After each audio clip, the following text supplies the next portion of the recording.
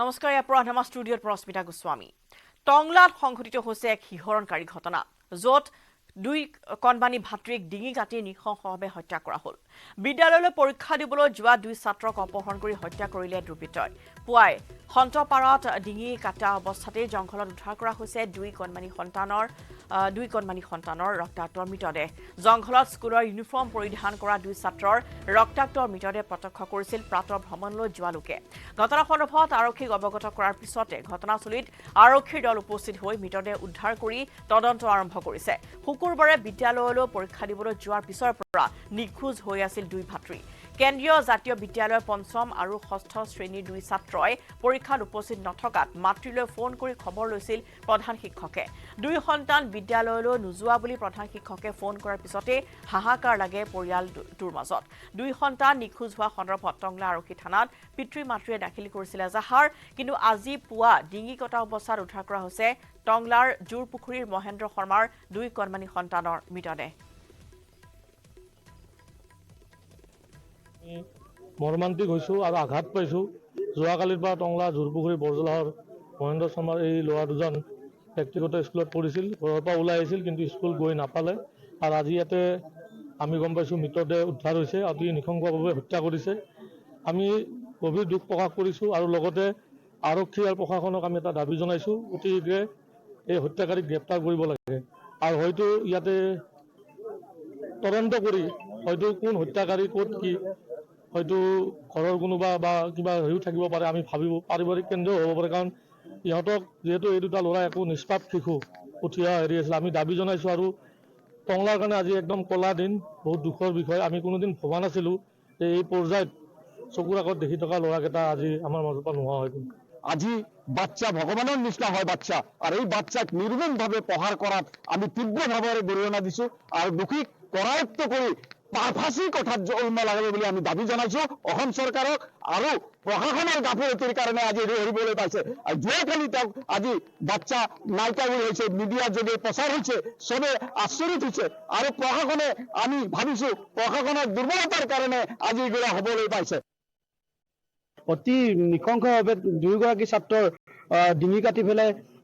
টংলাৰ বানখেৰীয়া নিকটৱৰ্তী ষষ্ঠপাৰা গাঁৱৰ নাইকা নদীৰ সমীপত পেলাই থৈ দিয়া অৱস্থাত আমি পোৱা বুলি খবৰ পাবলৈ সক্ষম হ'লোঁ স্থানীয় প্ৰশাসন আহিলে ৰাইজ ইয়াতে একত্ৰিত হৈছে আজি আমি সকলোৱে দেখিবলৈ পাইছোঁ আৰু সকলোৱে একেমুখে এটা কথাই কৈছে যে এনেকুৱা ধৰণৰ অমানৱীয় কাণ্ডৰ লগত জড়িত নৃশংসভাৱে হত্যাকাণ্ড সংঘটিত কৰা এই কাণ্ডৰ লগত জড়িত যিসকল জড়িত তেখেতসকলৰ অতি ক্ষিপ্ৰতৰভাৱে তদন্ত হ'ব লাগে আৰু মুখ্যমন্ত্ৰীয়ে এই দিশত আচলতে তেখেতে হস্তক্ষেপ কৰিব লাগে আৰু অতি উচ্চ পদস্থ বিষয়াসকলে আচলতে এই তদন্ত প্ৰক্ৰিয়া কৰিব লাগে আৰু তদন্তৰ জৰিয়তে দোষীক কৰায়ত্ব কৰি ফাঁচীৰে তেওঁলোকে শাস্তি প্ৰদান কৰিবলৈ আমি দাবী জনাইছোঁ আৰু এটা কথা আমি ক'ব বিচাৰিছোঁ যে এনেকুৱা ধৰণৰ আজিৰ যুগতো এনেকুৱা ধৰণৰ অমানৱীয় কাণ্ড সংঘটিত কৰিব পৰা দুৰ্বৃত্ত এই সমাজত আছে গতিকে প্ৰশাসনক অলপ সষ্টম হ'বলৈ আমি অনুৰোধ জনাইছোঁ আৰু ই আছিল সচেতন লোকৰ মন্তব্য ৰিপুঞ্জয় নাথ আছে ফোনলাইনৰ ৰিপুঞ্জয় শেহতীয়াকৈ কি খবৰ আহিছে পোহৰলৈ কাৰ আক্ৰোশৰ কাৰ নৃশংসতাৰ বলি হ'ল এই কণমানি দুটি হয় হয় ৰশ্মিতা এটা কথা ক'ব লাগিব যে এইটো অতি দুৰ্ভাগ্যজনক ঘটনা অমানৱীয় কৰুণ ঘটনা বুলি ক'ব লাগিব ইয়াত ভাষাৰ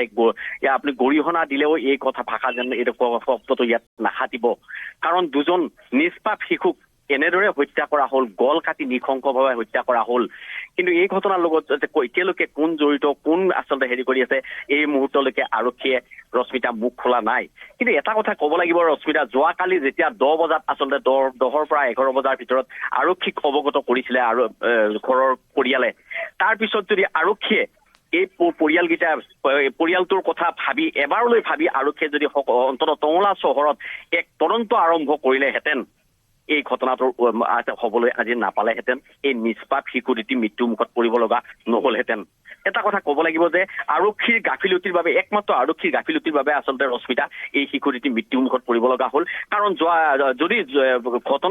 ঘটাৰ কিছু সময় পিছতে যদি নাকা চেকিঙৰ পৰা আৰম্ভ কৰি চিচিটিভি ফুটেজ বিচৰা হ'লহেঁতেন বা আৰক্ষীয়ে আচলতে তন্নতন্নকৈ সকলো পৰীক্ষা কৰিলেহেঁতেন তেতিয়াহ'লে আজি এই ঘটনা কেতিয়াও হ'বলৈ নাপালেহেঁতেন ৰশ্মিতা আৰু এটা কথা ক'বলৈ সকলোৱে একে ভাষাৰে গৰিহণা দিছে ৰশ্মিতা যিহেতু অতি কৰুণভাৱে সেই শিশুটিটি কল হত্যা কৰি আচলতে নৈৰ কিনাৰত পেলাই থোৱা হৈছে আৰু এই ঘটনাৰ লগত এতিয়ালৈকে কোন জড়িত কি জড়িত কেনেকে জড়িত কি কথা জড়িত আমি কালি দেউতাকক সুধিছিলো দেউতাকে কিন্তু কোনো ধৰণৰ ফোন তেওঁলৈ অহা নাছিলে বা দেউতাক ইমানভাৱে আৰ্থিকভাৱে সচ্ছলো নহয় তেওঁ কোনোবাই ধন দাবী কৰিব তেনেকুৱাও নহয় সাধাৰণ গাড়ী চালক এজন সেই গাড়ী চালকৰ ল'ৰাজন যে এনেকে ল'ৰা দুজনক যে এনেকে তেওঁলোকে হত্যা কৰিব এই কথা এতিয়া কোনো সহ্য কৰিব পৰা নাই সকলো একেষাৰে গৰিহণা দিছে এইটো গৰিহণাৰ যোগ্য নহয় ইয়াক উচিত বিচাৰ লাগে মুখ্যমন্ত্ৰীয়ে হস্তক্ষেপ কৰিব লাগে ৰাইজে দাবী জনাইছে ৰশ্মিতা নিশ্চয় আৰু পূৰ্বতে এই স্থানত বা এই যিখিনি স্থানৰ কথা কোৱা হৈছে তাত এনেধৰণৰ কিবা ড্ৰাগছৰ ঘাটি বা কিবা অসামাজিক কাৰ্যকলাপৰ কিবা এনেধৰণৰ পূৰ্বৰ কিবা তেনেধৰণৰ ৰেকৰ্ড আছে নেকি এটা কথা ক'ব লাগিব ৰশ্মিতা আজিৰ পৰা প্ৰায় 4 বছৰ মই এই মুহূৰ্তত নামটো মোৰ হয়তো মনলৈ অহা নাই 4 বছৰ পূৰ্বে এজন ক্লাছ 11ৰ ল'ৰাক তাত সেই জাগাত নি পেলাই দুৰ্বৃত্তই হত্যা কৰিছিল এই অতি দুৰ্গম অঞ্চল তাত নৈৰ জৰাজীৰ্ণ অঞ্চল আৰু সেই অঞ্চল হাবি বননিৰে আৱৰা আৰু তাত আচলতে বিভিন্ন অসামাজিক কামত জড়িত হৈ থাকে তাৰ পিছতো কিন্তু আৰক্ষীয়ে এতিয়ালৈকে সেই অঞ্চলবিলাকত কোনো ধৰণৰ তহলদাৰী ব্যৱস্থা নকৰে আৰু নকৰাৰ ফলতে আজি এই ঘটনা হ'বলৈ পালে ৰশ্মিতা যিহেতু এটা কথা মই আকৌ বাৰম্বাৰ কৈছো যে যোৱাকালিয়ে যদি এই ঘটনা যদি আৰক্ষীয়ে আচলতে গুৰুত্ব সহকাৰে ল'লেহেঁতেন ৰশ্মিতা তাৰপিছত কিন্তু আজি এই ঘটনাটো কেতিয়াও হ'বলৈ নাপালে হয় ৰশ্মিতা নিশ্চয়কৈ আচলতে দুৰ্ভাগ্যজনক খবৰ আৰু আৰক্ষী কোৱা হোৱাৰ পিছতো আৰক্ষীয়ে কোনো ব্যৱস্থা গ্ৰহণ নকৰে এনেধৰণৰ অভিযোগ উত্থাপন হৈছে বৰ্তমান ঘটনাস্থলীত যথেষ্ট সংখ্যক লোকৰ তাত উপস্থিতি দেখিবলৈ পোৱা গৈছে বহুতেই আচলতে সমগ্ৰ ঘটনা দুখ প্ৰকাশ কৰিছে কিন্তু শেহতীয়া এতিয়া তদন্ত আৰক্ষীয়ে কেনেধৰণে আৰম্ভ কৰিছে যে সেই স্থানত গৈ স্নিফাৰক লগ লৈ তেওঁলোকে তদন্ত কৰিছে নে বৰ্তমান শেহতীয়া আৰক্ষীৰ কেনেধৰণৰ স্থিতি বা কি তদন্তৰ নামত কি কৰিছে আৰক্ষীৰ ক্ৰাইমৰ অধীক্ষকগৰাকী যি অপৰাধ শাখাৰ অধীক্ষকগৰাকী আহি উপস্থিত হৈছে ৰশ্মিতা আহি তাত তদন্ত আৰম্ভ কৰিছে ইতিমধ্যে স্নিফাৰ দুগ আনাৰ ব্যৱস্থা কৰিছে ৰশ্মিতা আনি সকলো তদন্ত তন্নতন্নকৈ ওলাব উচ্চ পৰ্যায়ৰ এছপি আৰক্ষীৰ অধীক্ষক আহিছে এতিয়াও তাতেই আছে মৃতদেহ বৰ্তমানলৈ তাতে আছে যিহেতু স্নিফাৰ দুগ আনা হ'ব আনি তদন্ত কৰা হ'ব গতিকে এতিয়া এই মুহূৰ্তলৈকে মৃতদেহ তাতে আছে ৰশ্মিতা হয় ধন্যবাদ জনাইছো ৰিপুঞ্জ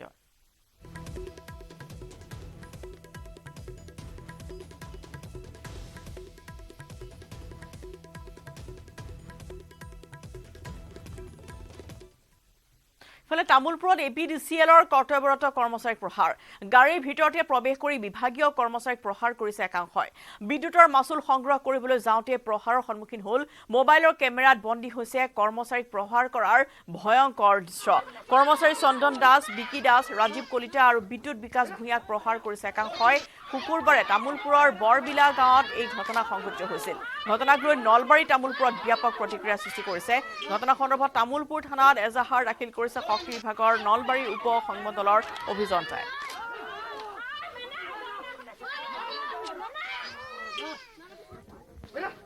এনেধৰণে তামুলপুৰ থানাত এজাহাৰ দাখিল কৰা হৈছে কিন্তু বিদ্যুতৰ মাচুল সংগ্ৰহ কৰিবলৈ যোৱা অৱস্থাতেই বিদ্যুৎ বিভাগৰ গাড়ীৰ ওপৰত চলিল আক্ৰমণ কৰ্মচাৰীকো প্ৰহাৰ কৰা হ'ল APDCLৰ 4 কৰ্মচাৰীক প্ৰহাৰ কৰিলে একাংশই গতিকে বৰ্তমান মাচুল সংগ্ৰহ কৰিবলৈ যোৱাৰ সময়ছোৱাতে চৰকাৰী কৰ্মচাৰীক এনেদৰে প্ৰহাৰ কৰা হ'ল চৰকাৰী বাহন এনেদৰে ধ্বংস কৰা হ'ল বৰ্তমান আহত হৈছে বহুকেইগৰাকী কৰ্মচাৰী তামুলপুৰত এই ঘটনা অভিযোগৰ ৰাজহ সংগ্ৰহৰ কাৰণে আমি উত্তৰ বৰচিৰাল গাঁৱলৈ গৈছিলোঁ এইখিনি আচলতে ভিতৰৰ গাঁও বৰবিলা বুলি কয় তাত আমি দুজন কনজিউমাৰৰ পইচা আছিলে 7,000 আৰু 5,000 ইমান আলি আৰু চানমিয়া তেখেতসকলৰ ঘৰলৈ গৈছিলোঁ আৰু যাই কৈছিলোঁ যে আপোনালোকে পইচাটো দিয়া নাই অফিচৰ ফালৰ পৰা লাইনটো ডিছকানেক্ট কৰি দিয়া হ'ব আপোনালোকে পইচাটো দি দিব আমি সেইখিনি কথাই ক'ব গৈছিলোঁ তাৰপিছত আহি আমি গাড়ীত উঠিছোঁ গাড়ীত উঠাৰ পিছতে আমাক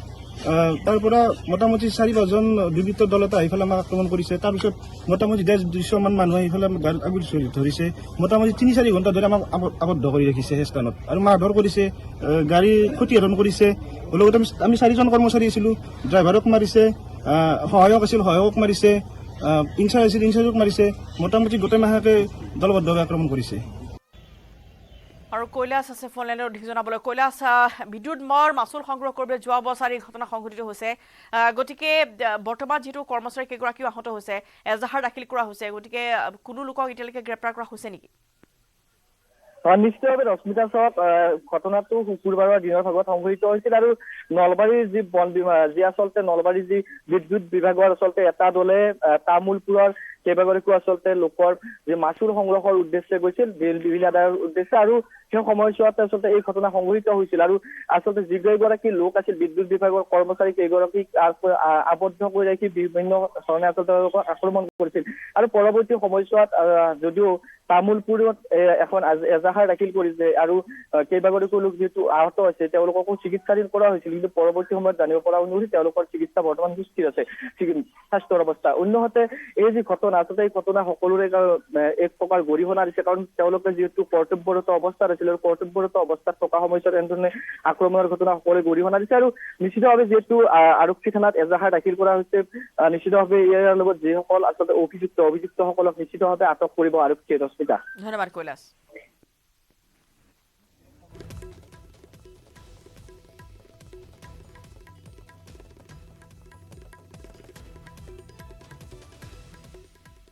ৰাজ্যত পুনৰ ডেলিভাৰী বয়ৰ ওপৰত চলিল আক্ৰমণ। জয়ন্ত বৰা নামৰ এজন ডেলিভাৰী বয়ক প্ৰহাৰ কৰা হ'ল। গ্ৰীণলেণ্ড নাৰ্চাৰীৰ স্বত্বাধিকাৰীয়ে প্ৰহাৰ কৰাৰ অভিযোগ উঠিছে। অনলাইনত অৰ্ডাৰ দিয়া সামগ্ৰী অত্যাধিক গধুৰ হোৱাৰ বাবে উভতাই নিবলৈ অমান্তি হৈছিল জয়ন্ত বৰা নামৰ ডেলিভাৰী বয়জন। এই কথাতে ক্ষুব্ধ হৈ যুৱকজনক নিৰ্মমভাৱে প্ৰহাৰ কৰাৰ অভিযোগ উঠিছে। ঘটনা সন্দৰ্ভত উদালি থানাত এজাহাৰ দাখিল কৰিছে ভুক্তভোগীয়ে।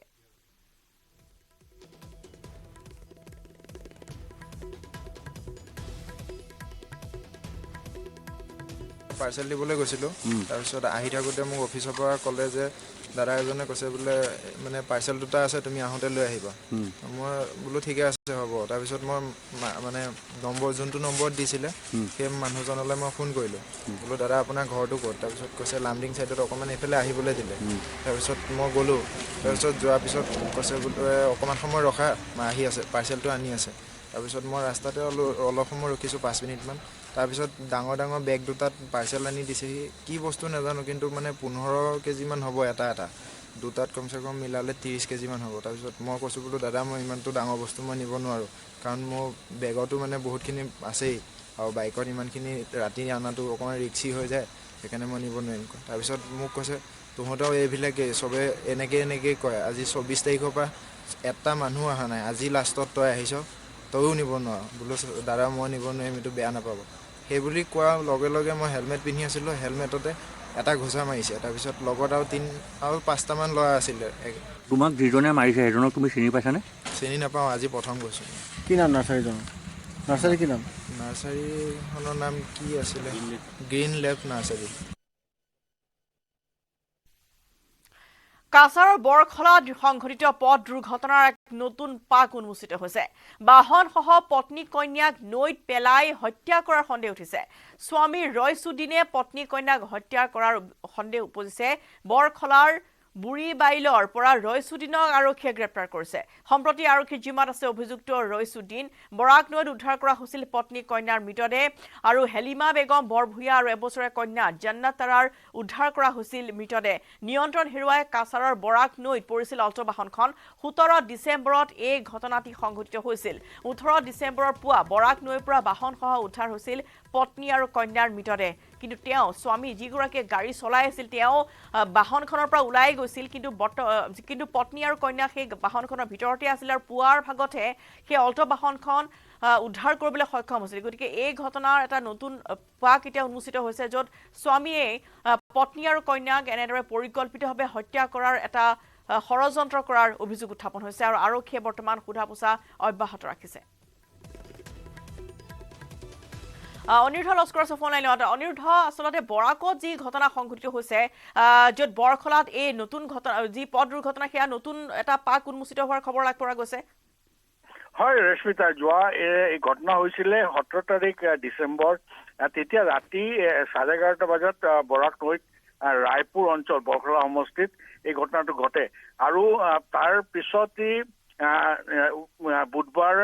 ৰাতিপুৱা 7টাত যেতিয়া গাড়ীখন ওলাই অনা হৈছিলে তেতিয়া গাড়ীৰ ভিতৰত ডেড বডি এই নীলিমা বেগম বৰভূঞা আৰু তাৰ কন্যা জান্নাতৰ ডেড বডি পোৱা গৈছিলে। ৰয়ছুদ্দিন হাজবেণ্ডৰ যিটো তেতিয়া মেডিকেল যোৱাকালি আগদিনাই ৰাতি মেডিকেলত আছিলে তেতিয়া এটা সন্দেহ কৰি লৈছিলে কাছাৰ পুলিচে যে কিবা এটা খেলি মেলি হ'ব পাৰে, কিয়নো সি নিজে বচাই গাড়ীৰ পৰা ওলাই আহি তাৰপিছত চিঞৰ বাখৰ কৰি গাঁৱৰ মানুহবিলাকে কৰিছিলে। একত্ৰিত কৰিছিলে। কিন্তু এই ঘটনাৰ তাৰ পিছত সেইদিনাৰ পৰাই পুলিচে এটা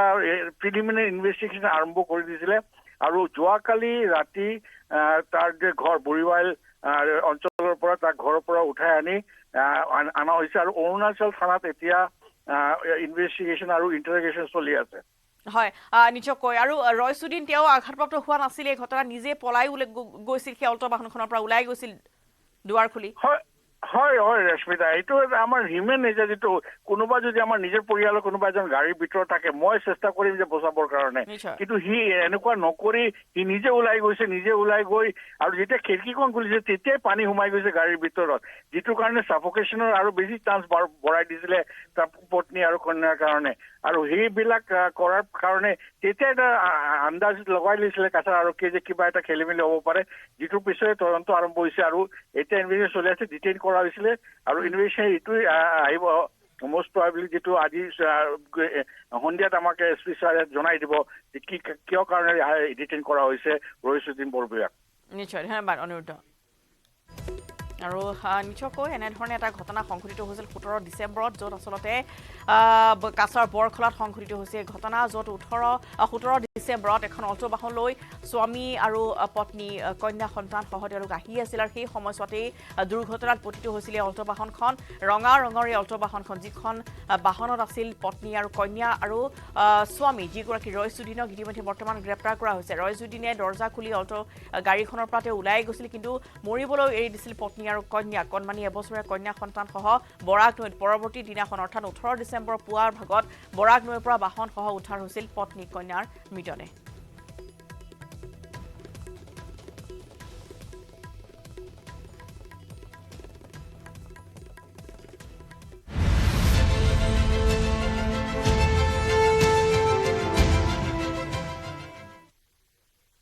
আগৰতলাত কেন্দ্ৰীয় গৃহমন্ত্ৰী অমিত শ্বাহ আগৰতলাত অনুষ্ঠিত উত্তৰ পূব পৰিষদৰ পৰিকল্পনা বৈঠকত অংশগ্ৰহণ কৰিছে কেন্দ্ৰীয় গৃহমন্ত্ৰীগৰাকীয়ে। অমিত শ্বাহৰ সভাপতিত্বত অনুষ্ঠিত হোৱা উত্তৰ পূব পৰিষদৰ বৈঠকত অসমকে ধৰি উত্তৰ পূৰ্বাঞ্চলৰ আটাইকেইখন ৰাজ্যৰ মুখ্যমন্ত্ৰী উপস্থিত থাকে। বৈঠকত কেন্দ্ৰীয় ডোনাৰ মন্ত্ৰী জ্যোতিৰাদিত্য সিন্ধিয়া, ৰাজ্যমন্ত্ৰী ডক্টৰ সুকান্ত মজুমদাৰ উপস্থিত আছে। আগৰতলাৰ প্ৰজ্ঞা ভৱনত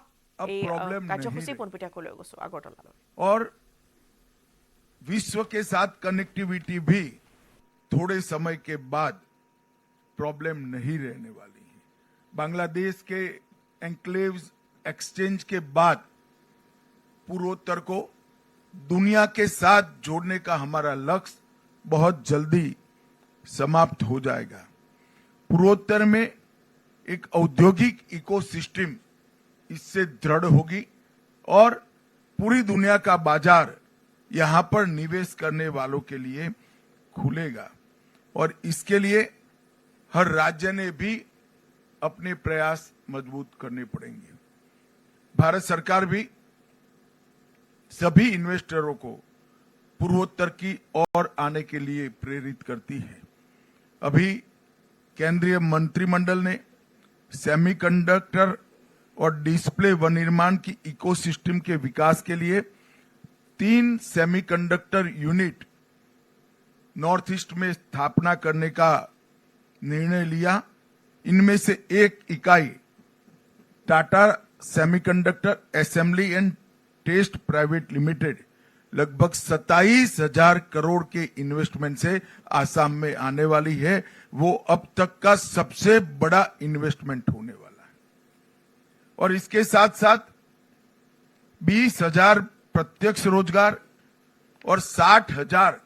अप्रत्यक्ष रोजगार खड़े होंगे। इस फ्यूचर पोटेंशियल को ध्यान में रखकर भारत सरकार का शिक्षा विभाग नॉर्थ ईस्ट की यूनिवर्सिटियों के साथ बैठकर इसी प्रकार के शिक्षा से लैस, ज्ञान से लैस युवा तैयार हो, इसके लिए भी कोर्स की निर्मित कर रहा है, जिससे जो जॉब जनरेट होंगे इसका सबसे बड़ा फायदा हमारे नॉर्थ ईस्ट के 8 राज्यों को मिले। ये जो इकाइयां डाउनस्ट्रीम ऑटोमेटिव के साथ साथ इलेक्ट्रॉनिक मैन्युफैक्चरिंग, टेलीकॉम मैन्युफैक्चरिंग और इंडस्ट्रियल मैन्युफैक्चरिंग के लिए भी सहायभूत होगी। और मैं इतना आपको आश्वस्त करना चाहता हूं कि ये एक नई शुरुआत है। नॉर्थ ईस्ट के लिए बहुत जरूरी है कि इंडस्ट्रियल इन्वेस्टमेंट आए, बड़ी बड़ी इकाइयां आए, इसमें कोई आपत्ति नहीं होनी चाहिए, इसका स्वागत करना चाहिए, इसको गति भी देनी चाहिए। परंतु सिर्फ क्षेत्र के और राज्य के विकास से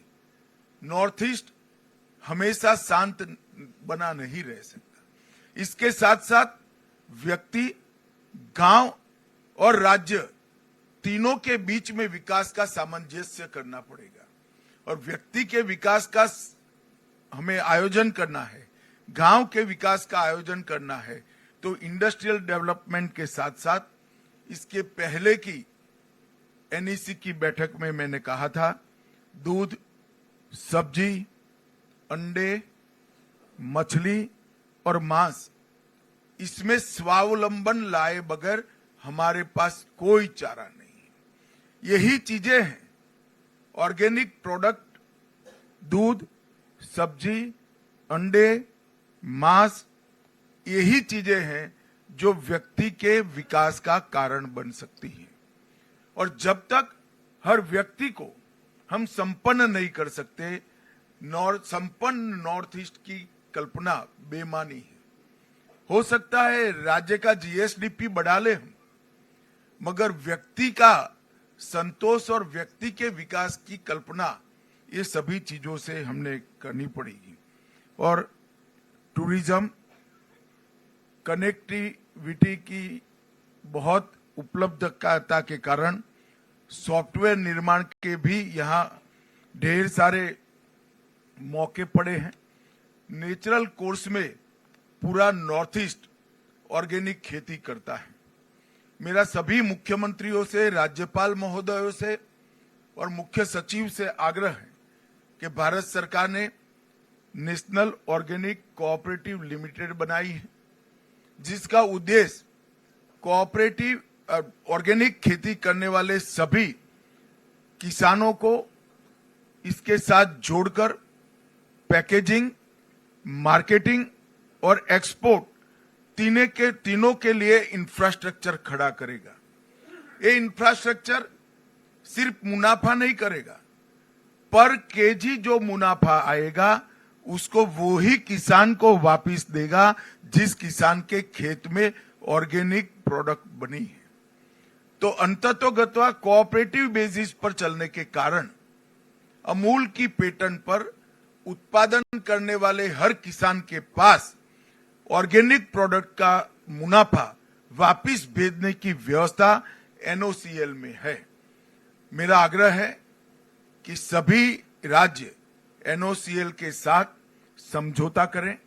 अपने अपने राज्य के किसानों को एनओसीएल के साथ जोड़ें और उनकी ऑर्गेनिक प्रोडक्ट को आने वाले दिनों में विश्व के बाजार में पहुंचाएं। भारत सरकार ने नॉर्थ ईस्ट में पहले हर राज्य में 3 और आसाम जैसे राज्य में हर जिले में 1 ऑर्गेनिक सर्टिफिकेशन लैब प्रस्तापित करने का निर्णय लिया है, जिसके माध्यम से भूमि और कृषि उत्पाद दोनों का विश्वसनीय ऑर्गेनिक सर्टिफिकेशन होगा। भारत ब्रांड ऑर्गेनिक प्रोडक्ट वो लॉन्च कर दिया गया है और वो ब्रांड के साथ ये विश्व के बाजार में जाएगी। 2 कोऑपरेटिव ब्रांड्स लॉन्च हुए हैं, अमूल कोऑपरेटिव और भारत कोऑपरेटिव, जिसके माध्यम से हम विश्व भर में हमारी ऑर्गेनिक प्रोडक्ट को पहुंचाएंगे। कनेक्टिविटी के लिए जो कुछ करना बाकी है वो हमारी प्रायोरिटी का विषय है और मैं भारत सरकार की ओर से आपको आश्वस्त करना चाहता हूं कि आईटी की कनेक्टिविटी यहां पर बहुत अच्छे तरीके से हो जाएगी और फिर यहां पर सॉफ्टवेयर निर्माण के लिए भी एक बहुत बड़ा पोटेंशियल यहां पड़ा है। नई उद्योग नीति बहुत ल्यूक्रेटिव है, देश भर से उद्योग हम ला पाए इसी है, इसका हमने फायदा उठाना चाहिए। मिशन पाम ऑयल ये नॉर्थ ईस्ट के सभी राज्यों के विकास का एक बहुत बड़ा रास्ता बनने की संभावनाएं मिशन पाम ऑयल के अंदर पड़ी है। देश के अंदर Coming up,